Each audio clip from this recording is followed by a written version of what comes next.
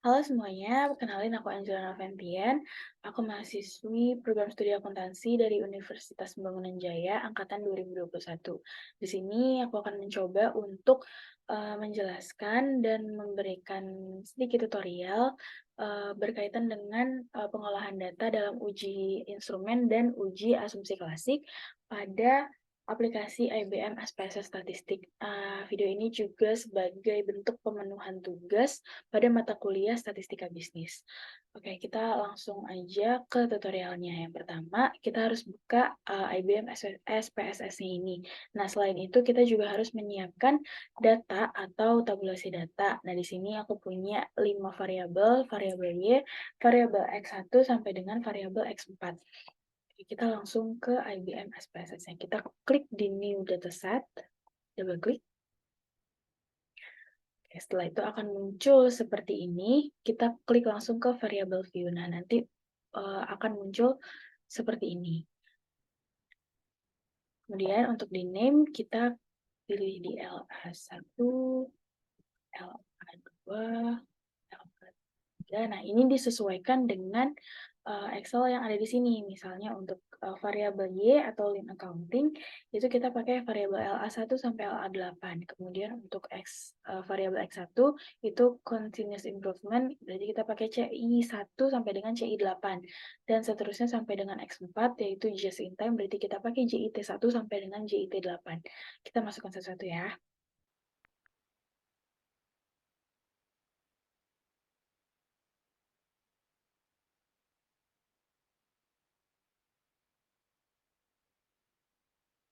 Oke, kita sudah sampai ke JIT 8. Nah, yang perlu dipastikan pertama-tama di bagian measure. Nah, di sini measure masih unknown semua. Di sini tugas kita adalah mengubah unknown ini menjadi scale. Semuanya menjadi scale. Scale, scale, scale, scale, sampai bawah.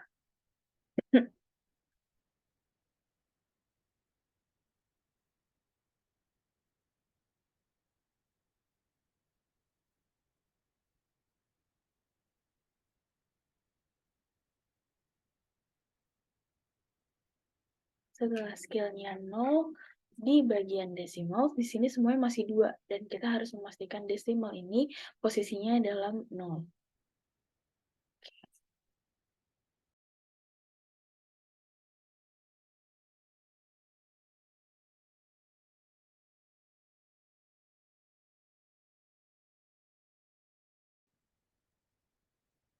Oke. Di bagian desimal sudah 0, di bagian measure sudah scale, kemudian langkah selanjutnya adalah kita klik data view.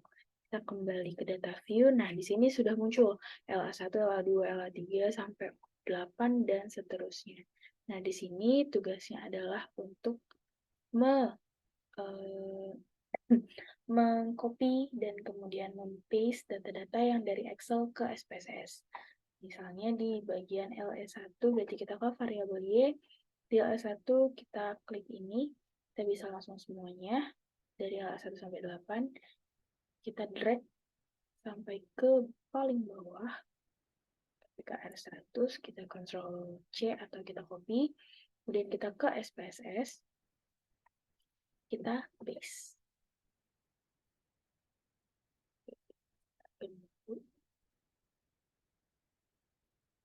Nah, di sini sudah muncul angka-angkanya di LA1 sampai dengan LA8. Nah, hal yang sama kita lakukan ke 4 variabel lainnya.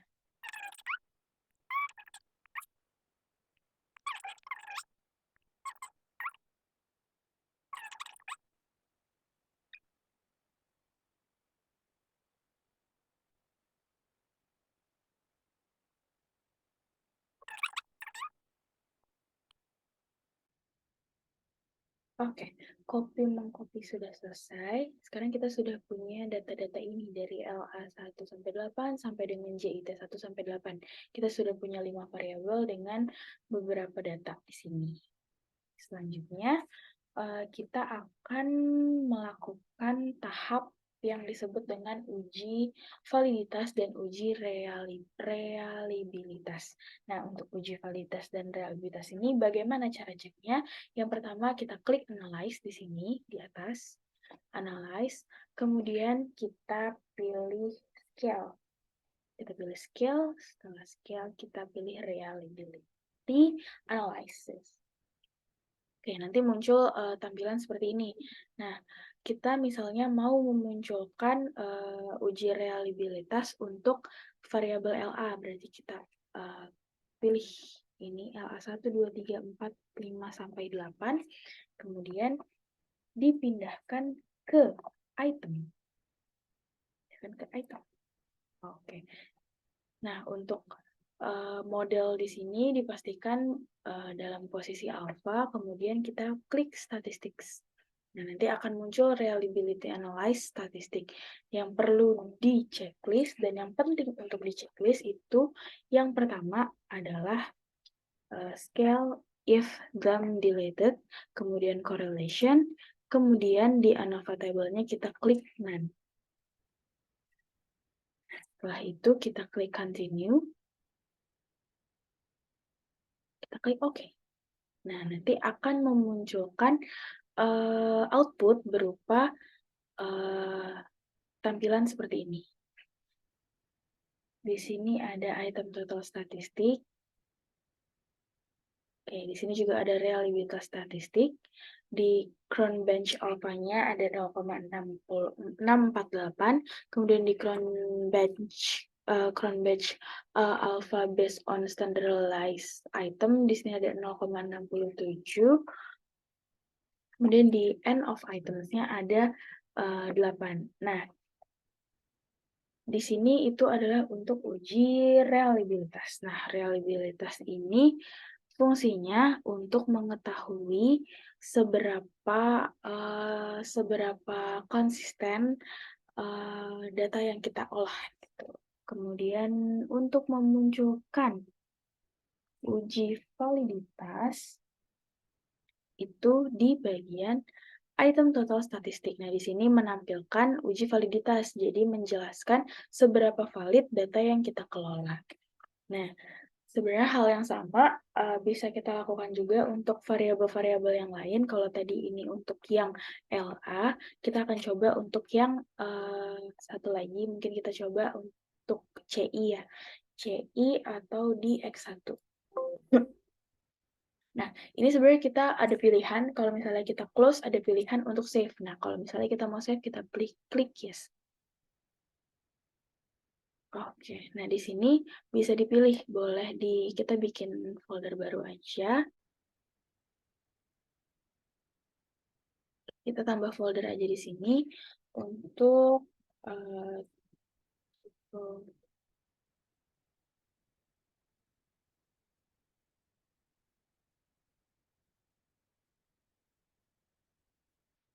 kita buat folder sementara, kita sebut aja tutorial. Oke, yang pertama di sini itu uji reliabilitas dan uji validitas.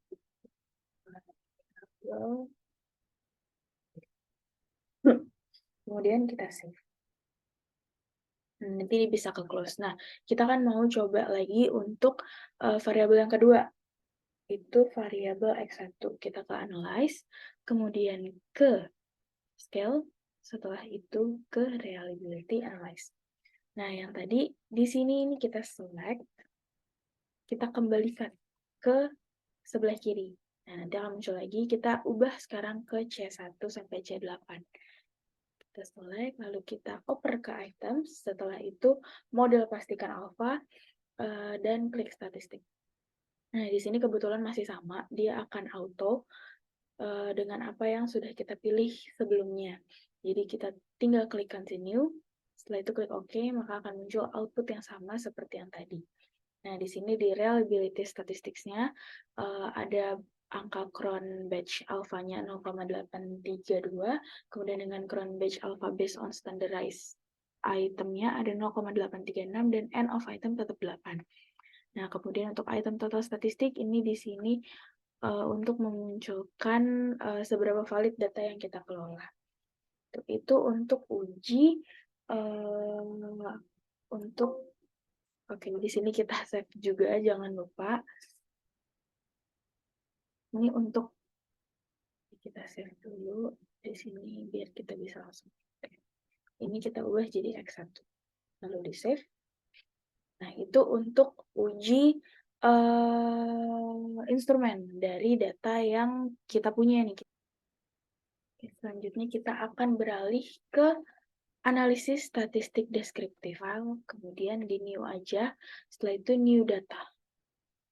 Oke, kita akan punya yang baru, variable view yang baru. Oke, yang pertama itu kita akan melakukan analisis statistik deskriptif. Nah, di sini itu sebenarnya konsepnya sama dengan aplikasi eViews, tapi yang membedakan, sedikit yang membedakan, di SPSS ini kita sebagai peneliti hanya bisa mendeskripsikan analisis data statistik melalui nilai min, minimum, maksimum, standard deviation, skewness, dan juga kurtosis.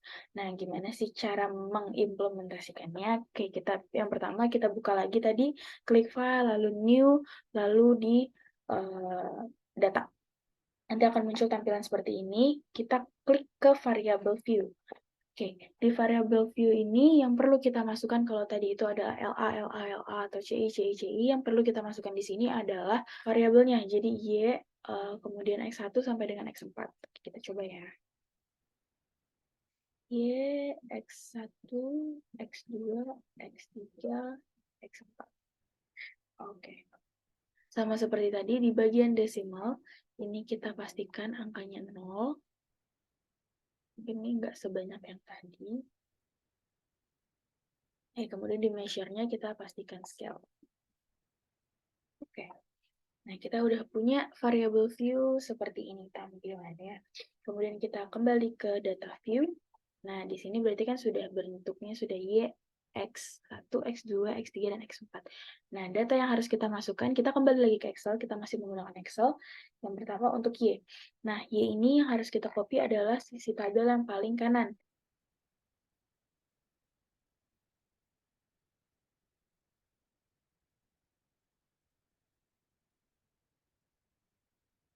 Copy masih sama seperti yang tadi. Kemudian di paste. Hal yang sama untuk variabel X1 sampai dengan X4.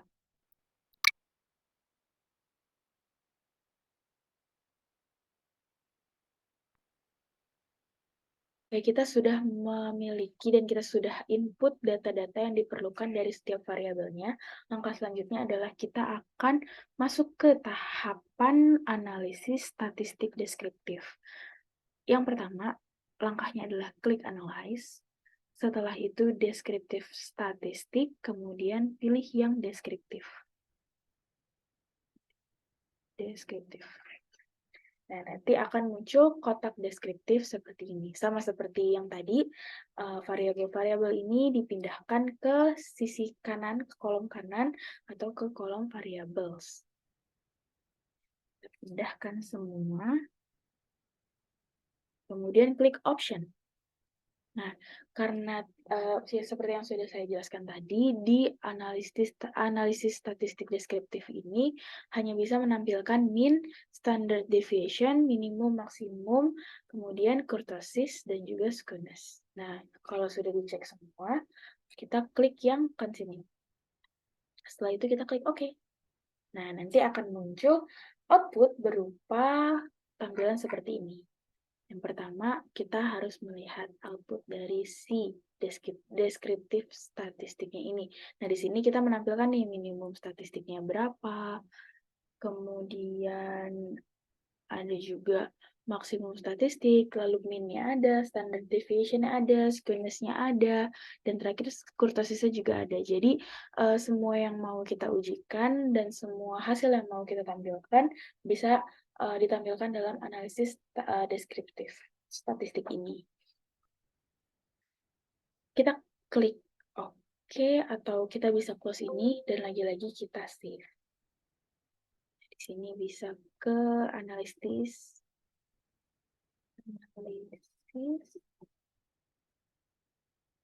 statistik, deskriptif, kita save.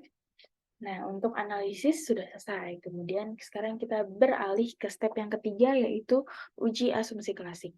Sebenarnya kita sudah running data, jadi kita sudah bisa untuk melakukan uji asumsi klasik. Nah, di uji asumsi klasik ini ada beberapa tahapan pengujian. Yang pertama itu uji normalitas, kemudian yang kedua uji heteroskedastisitas, kemudian uji multikolinearitas, yang keempat uji autokorelasi, dan yang kelima uji linearitas. Pertama akan kita lakukan adalah uji normalitas. Masih dengan view yang ini, kita akan mencoba untuk melakukan uji normalitas. Yang pertama, kita klik analyze, kemudian regression, lalu linear. Kita klik analyze, kita cari regression, kemudian kita klik linear. Nah, akan muncul seperti ini. Nah, setelah itu, di bagian dependent, kita isi dengan variabel Y. Nah, untuk di independennya, kita pilih variabel X1 sampai dengan X4.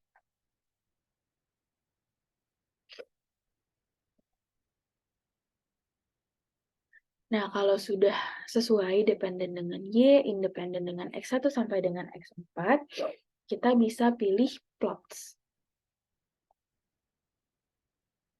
Nah, di plots-nya ini ada beberapa jenis. Mungkin agak sulit dibacanya, tapi kita akan coba. Untuk variabel Y, ini kita akan pakai yang SRE, SID. Ini kita pakai ke Y. Kemudian untuk ke X-nya kita pakai yang ZPRED. Nah, setelah itu, di bagian histogram dan normality probability plot ini kita checklist, lalu kita klik continue. Lalu klik OK untuk menampilkan output. Nah, ini adalah output dari uji normalitas. Untuk bagian uji grafiknya, nanti di bawah akan ada grafiknya. Nah, grafiknya akan dibentuk seperti ini. Nah, nanti akan muncul grafik seperti ini. Nah, berdasarkan grafik ini, histogram di atas dapat ditarik kesimpulan bahwa data berdistribusi normal. Hal ini dapat dilihat dari grafik histogram, memberikan pola distribusi yang melenceng ke kanan atau membentuk pola seperti lonceng. Ke kanan atau membentuk pola seperti lonceng. Jadi di sini sekali kita kita melakukan uji normalitas, kita bisa mendapatkan 3 bentuk grafik. Yang pertama, grafik untuk grafik yang histogram seperti ini. Kemudian ada juga grafik plot yang seperti ini. Ini kalau misalnya dibesarkan bisa.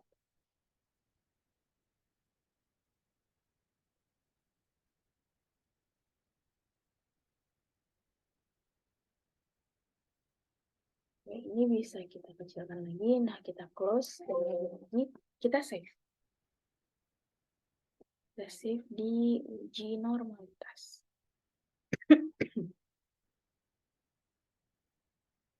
Kita save. Oke. Langkah selanjutnya adalah masih bagian dari uji asumsi klasik, yaitu uji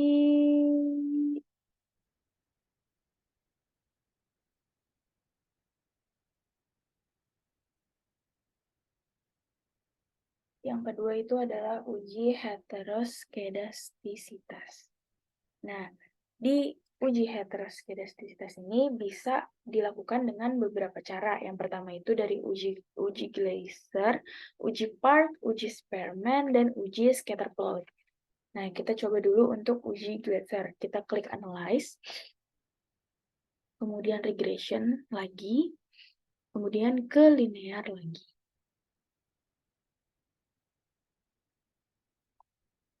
Oke, bentuknya masih sama seperti yang tadi. Untuk dependen digunakan variabel Y, kemudian untuk independennya menggunakan variabel X1 sampai dengan X4.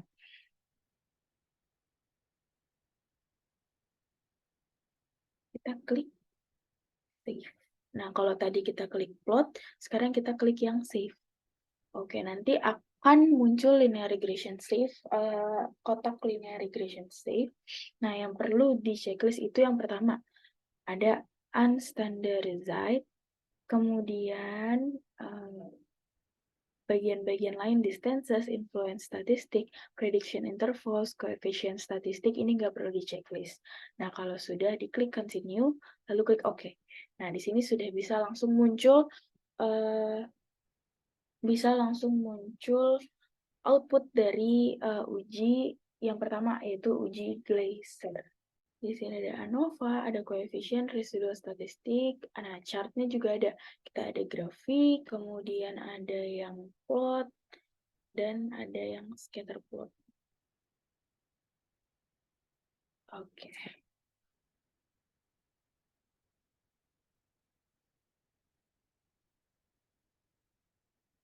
Ini bisa kita close dan kita save dengan nama uji Glaser. Uji Glaser.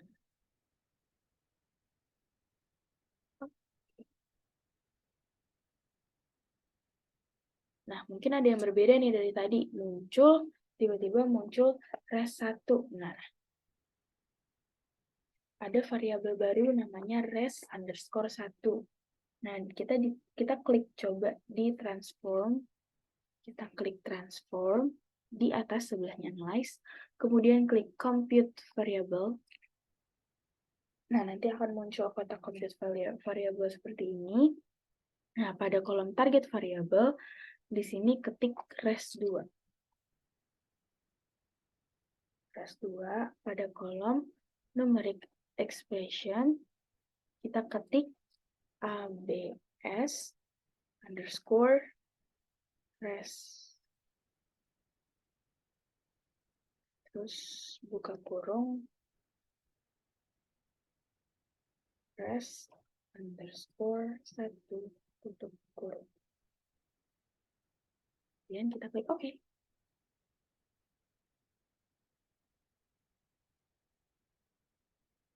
Nah, nanti kalau dilihat, kita punya variabel baru lagi. Dari yang tadi kita nambah variabel cuma res1, dan sekarang kita punya variabel res2. Ini kita close aja. Kemudian untuk klik langkah selanjutnya kita klik analyze, setelah itu klik regression lagi, dan kita klik linear. Nah, di dependen kan tadinya ada variabel Y. Nah, ini variabel Y-nya dikembalikan, lalu dependennya kita ubah menjadi res2. Nah, untuk independennya tetap di X1. Kalau sudah, klik OK untuk memunculkan outputnya. Nah, ini outputnya.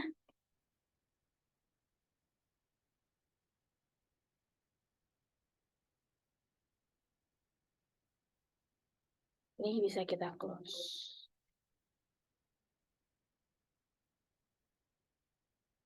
Kemudian uji yang kedua dari uji asumsi klasik itu uji grafik scatter plot. Nah, untuk uji grafik scatter plot ini kita bisa klik analyze, lalu klik regression, kemudian linear.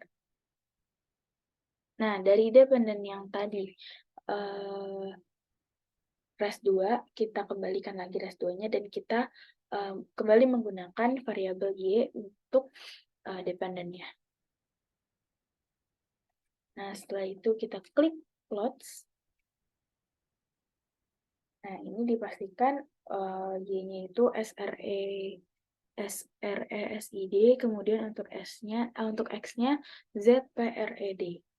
Nah, untuk standar design-nya residual plots, kita unchecklist di bagian histogram dan normal probability plot.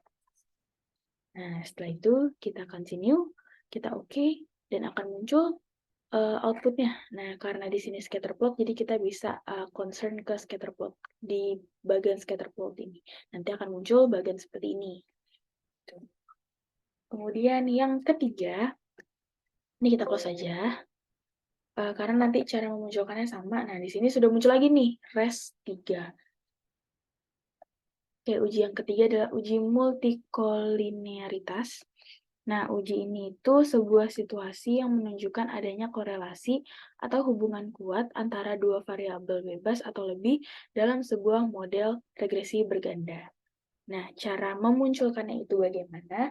Kita klik Analyze, masih di Analyze, kemudian Regression, dan Linear. Nanti akan kembali bertemu dengan kotak Linear Regression. Ini kalau tadi plot, terus kita sempat juga pilih save, sekarang kita pilih yang statistics.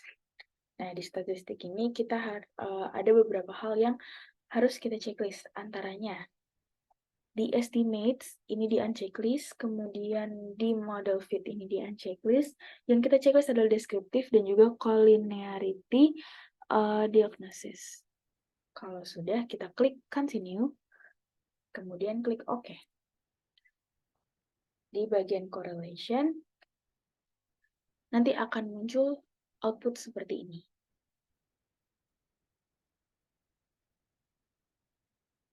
Kita coba concern di Pearson correlation dari Y sampai dengan X4. Di tabel ini menunjukkan tidak adanya nilai korelasi yang lebih besar daripada 0,8. Jadi, dapat disimpulkan kalau data-data yang kita olah ini tidak terjadi multikolinearitas antara variabel independen yang akan diteliti.